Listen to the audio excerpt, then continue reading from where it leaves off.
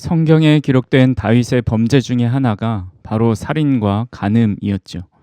하나님은 모세를 통해 10가지 계명을 주셨습니다.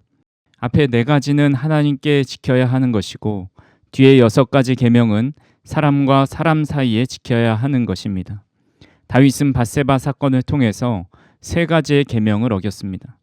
6번째 계명인 살인하지 말라, 또 7번째 계명인 간음하지 말라, 그리고 10번째 계명인 내 이웃의 집을 탐내지 말라, 내 이웃의 아내나 그의 남종이나 그의 여종이나 그의 소나 그의 낙이나 내 이웃에 속한 모든 것을 탐하지 말라고 말씀하셨습니다. 다윗은 우리아의 아내를 탐했고 그와 간음했고 우리아를 전쟁터에서 죽게 만들었습니다.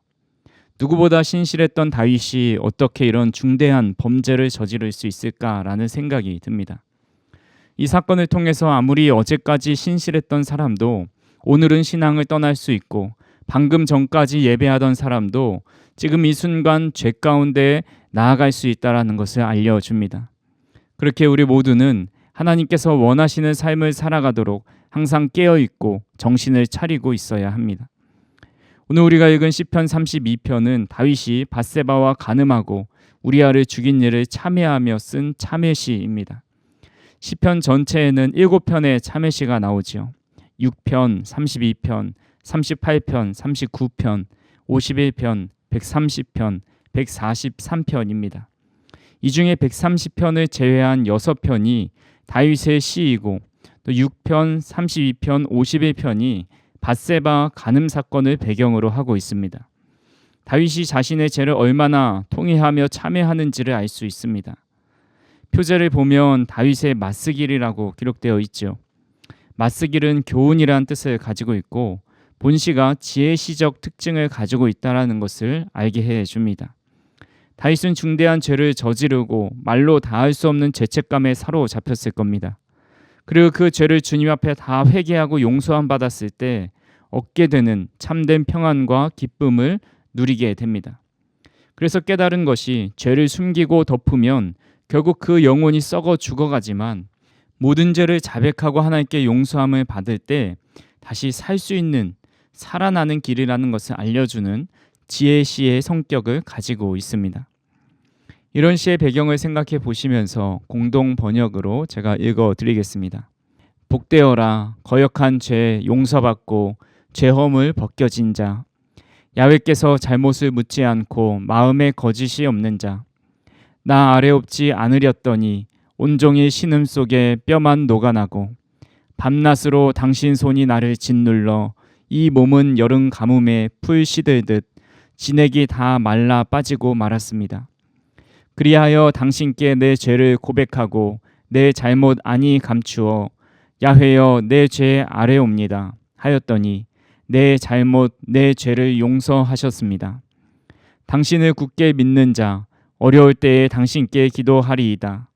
고난이 물결처럼 밀어 닥쳐도 그에게는 미치지 못하리이다. 당신은 나에게 은신처 내가 곤경에 빠졌을 때 건져주시어 구원의 노래 속에 묻히게 하셨습니다. 나는 너를 가르쳐 내 갈 길을 배우게 하고 너를 눈여겨보며 이끌어 주리라. 부디 철없는 말이나 노새처럼 되지 마라. 재갈이나 굴레라야 그들을 휘어잡는다. 악인들에게는 고통도 많겠으나 야훼를 믿는 자는 한결같은 사랑 속에 쌓이리라. 의인들아 기뻐하여라. 야훼께 감사하며 즐거워하여라. 마음이 바른 사람들아 기뻐 뛰어라. 아멘. 초등학생 질문 그림책 중에 행복하다는 건 뭘까라는 책이 있습니다. 그 책에서 행복에 대한 여러 가지를 정의하는데 몇 가지만 읽어드리겠습니다. 행복하다는 것은 마음이 즐겁고 기쁜 거야. 행복하다는 건 하나만 생각하는 거야.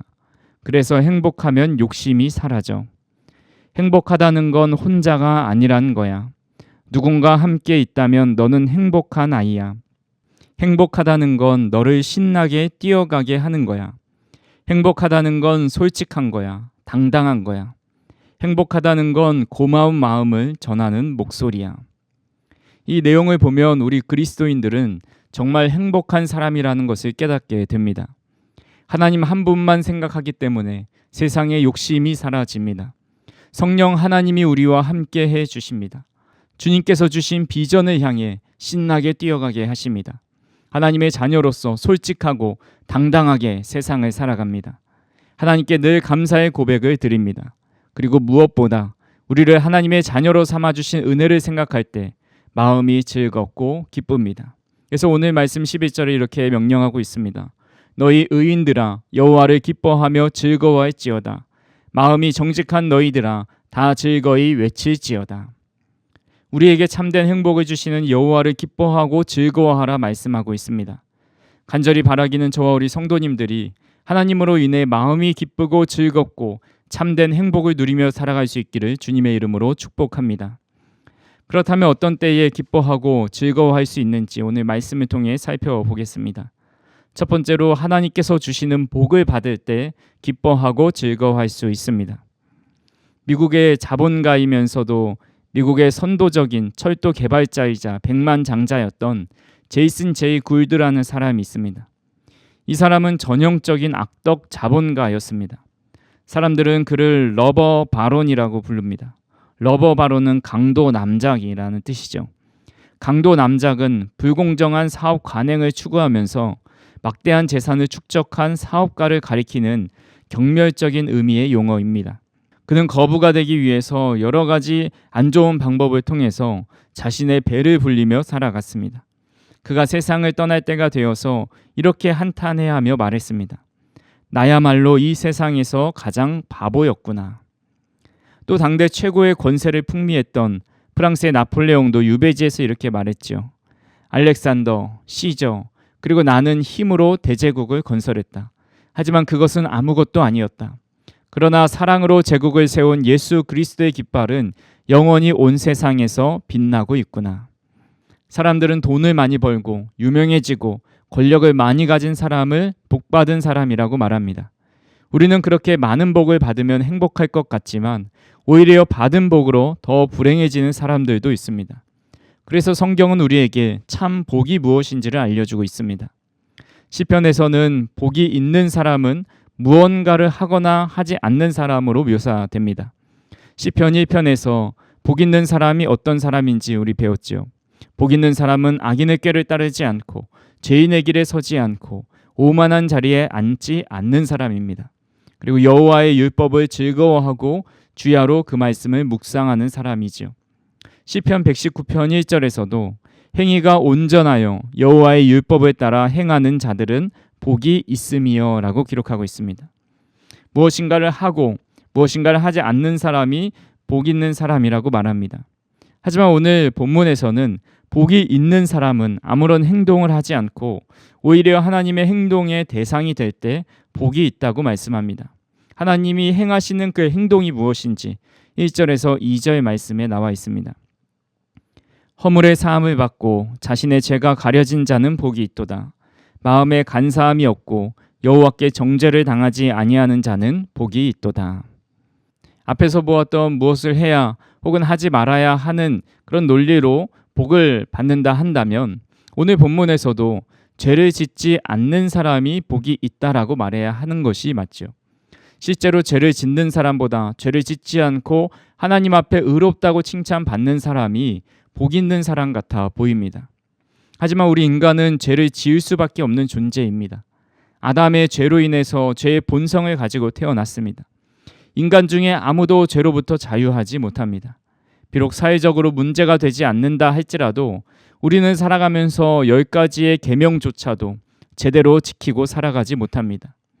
너는 나 외에 다른 신을 내게 두지 말라고 하셨는데 우리는 늘 항상 다른 신을 우리 마음 가운데 두고 살아갑니다. 자녀가 우상이 되고 명예와 권력과 물질이 우리의 우상이 됩니다. 하나님의 자녀라고 살아가지만 세상의 본이 되지 못할 때도 있습니다. 안식일을 거룩하게 온전하게 지키지도 못할 때도 있습니다. 그러고 보면 우리는 하나님을 향한 4가지 계명도 잘 지키지 못하며 살아갑니다. 본문에 나온 허물이라는 말은 반역, 변절, 거역이라는 말입니다. 이는 원래 신하가 왕에게 반란을 꾀하는 것을 가리키는 정치적 용어였습니다. 하지만 본문에서는 인간이 하나님을 거역하고 배반하는 행위를 의미하고 있습니다. 그리고 죄라는 말은 일반적으로 우리가 잘 알고 있듯이 표적에서 빗나간다라는 뜻이죠. 이는 하나님이 말씀하신 삶의 기준이나 인간 사이에서 마땅히 지켜야 할 규범에서 벗어나는 행위를 말씀합니다. 2절에 나온 간사함이라는 말은 속임, 교활함, 배반함이라는 뜻을 가지고 있습니다. 마음속에 속임수나 교활하고 또 배반을 품고 있는 것입니다. 다윗이 밧세바와 간음한 그 범죄는 마음의 간사함이 외부로 투영된 것이라 할 수 있습니다. 그는 속임수와 교활함으로 밧세바와 간음하고 또 그 사실을 숨기기 위해서 우리아를 궁으로 불러들입니다. 그리고 전쟁하느라 많이 피곤할 테니 집에 가서 쉬라고 말하죠. 하지만 우리아는 다른 군인들이 전쟁터에서 싸우고 있는데 어떻게 자신이 집에 가서 편히 쉴 수 있겠습니까? 라고 말하고 다시 전쟁터로 돌아갑니다.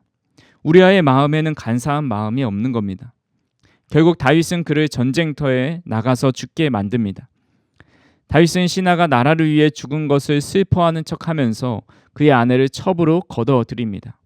다른 사람들이 보기에는 이보다 어진 왕이 없지요. 충성스럽게 나라를 위해 헌신했을 때 그의 가정과 그의 아내를 책임져주는 다윗의 모습을 보게 됩니다.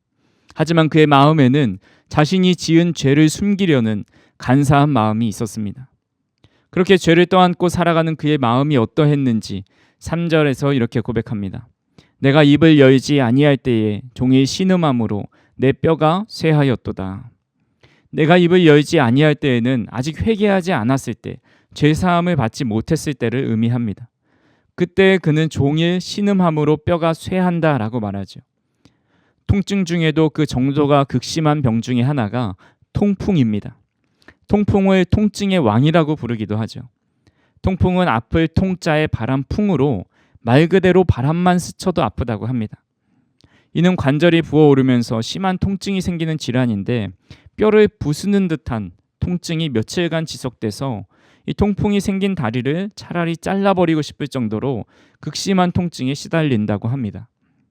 뼈는 신체의 가장 단단한 부위지만 뼈를 맞거나 뼈가 꺾였을 때 어느 때보다 더 큰 고통이 따라옵니다. 그래서 뼈에 관한 말이 많이 있죠. 뼈를 깎는 아픔, 뼈도 못 추린다, 뼈를 묻다, 뼈만 남다, 뼈에 사무치다, 뼈 때린다, 이런 말들이 있습니다. 또 4절에 그의 괴로움을 이어서 고백합니다. 주의 손이 주야로 나를 누르시오니 내 진액이 빠져서 여름 가뭄에 마른같이 되었나이다. 여기서 진액이라는 말은 인간의 살과 뼈에 포함된 기름과 피와 물을 의미하죠. 한마디로 인간의 생명력이라고 할 수 있습니다. 생명력이 여름 가뭄에 마른과 같이 점점 말라간다고 고백합니다.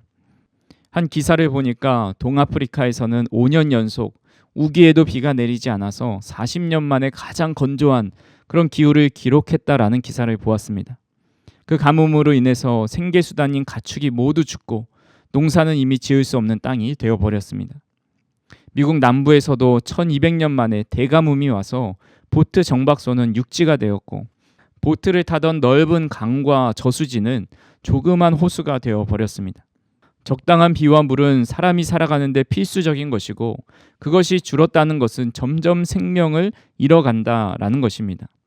다윗은 지금 자신의 육신 그리고 마음, 영혼의 은혜의 비가 그쳐버리고 최악의 가뭄으로 점점 말라 죽어가고 있다고 표현하고 있습니다.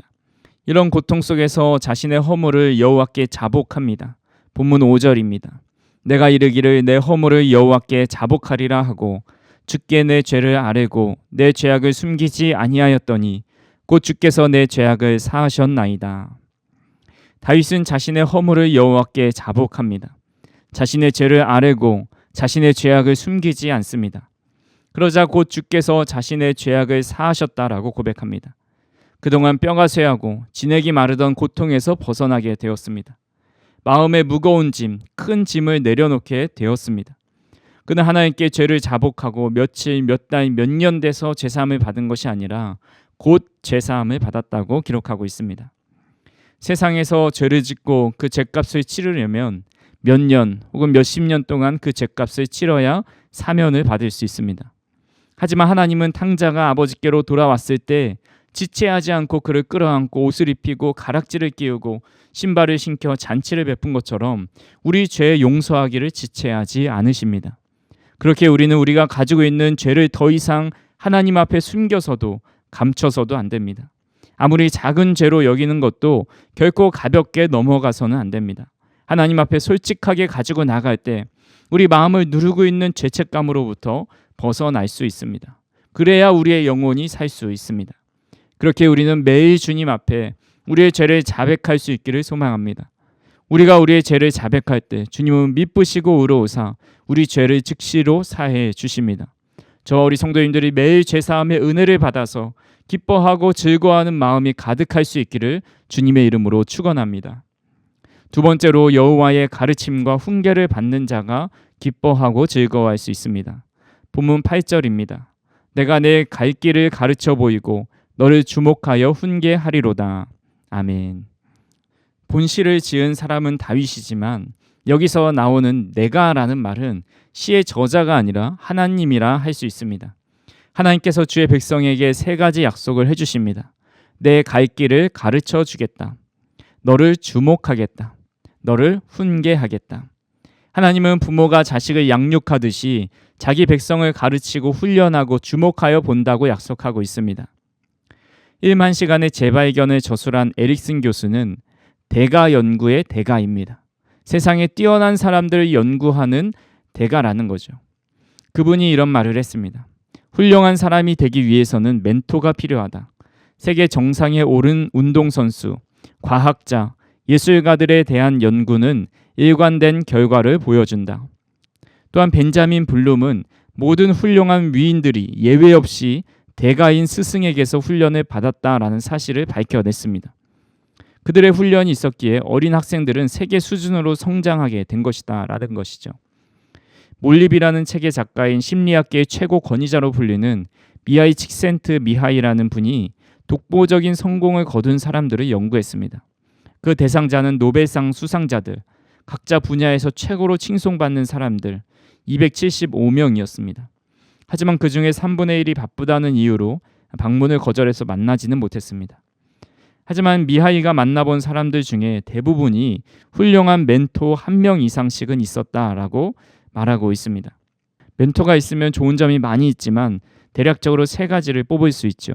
첫 번째로 나에게 가장 빠른 길을 알려줍니다. 멘토는 자신이 살아온 경험과 실패를 바탕으로 어떻게 가면 좋은지, 효율적인지, 바르게 갈 수 있는지를 알려줍니다. 적재적소의 조언은 어디 가서도 얻지 못할 만큼 천만금의 가치가 있지요. 두 번째로 지식을 실천으로 바꿀 수 있게 해줍니다. 무언가를 할 때 이론을 먼저 배우고 그 이론을 바탕으로 실전을 하게 됩니다. 하지만 아무리 책으로 많은 것을 배웠다 할지라도 그 지식을 실전에 써먹기는 힘이 듭니다. 하지만 멘토가 있다면 머리로 습득한 것을 실제로 실천하는 그 간격을 메울 수 있게 해줍니다. 마지막으로 동기부여를 잘 시켜줍니다. 어떤 일을 할 때 한계가 찾아오고 때론 열정이 식어서 주저앉을 때가 있습니다. 멘토도 그 과정을 다 겪어서 지금의 한 분야의 권위자가 되어 있습니다. 그렇게 멘토는 그 어려움을 어떻게 극복하는지 알고 알려줍니다. 힘들 때 멘토를 찾아가서 듣는 그 한마디가 다시 힘을 얻게 하고 다시 그 일을 할 수 있는 동기부여를 해줍니다. 그래서 그 일을 즐겁게 어떻게 하면 감당할 수 있을지 그 사람의 멘탈을 관리해주는 역할을 해줍니다. 이처럼 우리가 가야 할 길을 가르쳐주고 우리를 주목하고 훈계해 줄 수 있는 사람이 있다면 그 사람은 복을 받은 사람입니다. 오늘 하나님은 우리에게 내가 그 멘토가 되어준다 말씀합니다. 내가 보호자가 되어주고 인도자가 되어주신다 말씀하고 있습니다. 하나님께서는 말씀을 통해 올바른 길을 걸어가게 하시고 성령님을 통해서 늘 우리와 함께 해주십니다. 힘들고 지칠 때 우리를 격려해 주십니다. 예수님께서도 우리 인간의 고통을 다 겪으시면서 우리가 가장 연약하고 힘들 때가 언제인지를 안다고 말씀해 주십니다. 그렇게 하나님은 우리의 보호자로 또 인도자로 삼고 살아가는 사람은 인생이 두렵지 않고 기쁘고 즐겁게 그 길을 걸어갈 수 있습니다. 반대로 불행한 사람은 어떤 사람입니까? 9절에 말씀하고 있습니다. 너희는 무지한 말이나 노새같이 되지 말지어다. 그것들은 재갈과 굴레로 단속하지 아니하면 너희에게 가까이 가지 아니하리로다. 하나님의 양육을 거부하는 어리석은 자의 모습을 통제가 어려운 짐승으로 묘사하고 있습니다. 그 동물들이 특히나 고집이 센 동물이어서가 아닙니다. 말과 노새는 사람의 말을 알아들을 수 없을 뿐만 아니라 사람의 말에 따라야 할 이유를 모르기 때문입니다. 그렇게 사람들은 말이나 노새를 활용하기 위해서는 그 입에 재갈을 물리거나 굴레를 씌워야 합니다. 때로는 채찍을 사용하기도 하지요. 즉 하나님의 지도를 받기 싫어하는 사람은 하나님께서 하시는 말씀이 무슨 말씀인지를 알아듣지 못합니다. 그리고 하나님의 말씀대로 살아가야 할 이유를 깨닫지 못합니다. 그것이 자유로운 삶이라 여기지만 결국 주인 없는 말과 노새는 스스로 먹이를 찾아 나서야 하고 맹수에 물려 죽을 위험이 항상 도살입니다. 어디에 가야 푸른 풀밭과 쉴만한 물가가 있는지를 알지 못하다 헤매 다닙니다. 주인 없는 삶이 자유로운 것 같지만 이처럼 위태하고 불안한 삶은 없습니다. 그래서 10절에 이렇게 말씀합니다. 악인에게는 많은 슬픔이 있으나 여호와를 신뢰하는 자에게는 인자하심이 두루리로다. 여호와의 말씀을 따르지 않는 악인들에게는 많은 슬픔이 있습니다. 이 슬픔은 다윗이 회개하기 전에 3절에서 종에 신음한다라는 의미와 같습니다. 즉 3절과 4절에 나온 뼈가 쇠하고 진액이 빠지는 고통 속에서 슬퍼하면서 신음하는 그런 모습 속에 살아간다라는 의미이죠. 반대로 여호와를 신뢰하는 자, 하나님의 지도를 받으며 살아가는 사람은 인자하심이 그를 두른다라고 말씀합니다. 여기서 사용된 인자하심이라는 단어는 히브리어로 헤세드입니다. 헤세드는 하나님께서 인간을 향하여 베풀어 주시는 사랑과 호의와 친절함을 의미합니다. 하나님으로부터 공급되는 모든 풍성한 축복을 함축하고 있는 표현입니다. 그렇게 우리는 하나님께서 우리가 갈 길을 가르쳐 주시고 우리를 주목하여 보시고 훈계하시도록 늘 하나님의 말씀을 가까이 하고 기도하며 하나님의 뜻을 물으며 살아가야 합니다. 그 사람은 이 세상 속에서 기뻐하고 즐거워할 수 있습니다. 말씀을 정리합니다. 사람은 누구나 기뻐하고 즐거워하는 삶을 살아가길 원합니다. 세상에서 우리를 기쁘게 하는 일들은 많이 있습니다. 하지만 지속적인 기쁨을 누릴 수 있는 사람은 오직 하나님을 섬기는 성도뿐입니다. 세상의 모든 부귀영화를 누려본 솔로몬은 기쁨과 즐거움을 위해서 안 해본 것이 없었습니다. 그 내용이 전도서 2장 1절부터 11절까지 기록되어 있습니다. 술에 빠져보기도 해보았고 큰 사업을 해보았고 대궐을 짓고 포도원도 마련해보았고 동산과 정원을 마련하여 갖가지 과일 나무들을 심었고 남종과 여종도 많았고 소떼 양떼도 많아서 예루살렘에 나만한 부자가 없었다라고 말을 합니다. 모든 속국 왕실 창고에서 금과 은을 거두어 들였고 남녀 가수들과 수청들 여자들도 얼마든지 많이 있었습니다. 자신은 어느 세력보다 컸고 보고 싶은 것을 다 보았고 누리고 싶은 즐거움을 마음껏 다 누렸다라고 말을 합니다.